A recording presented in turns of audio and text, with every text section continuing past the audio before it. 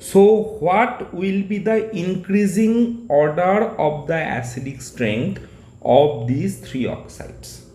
As we move down a group, atomic size of the metals decreases. Atomic size decreases.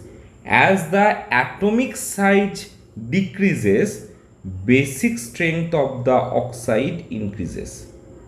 Okay, so as we move down the group, atomic size decreases and basic strength of the oxides increases. So the increasing order of basic strength of these three oxide will be Li2O less than Na2O less than K2O. Again, for group 2 metals also we can write that magnesium oxide is less basic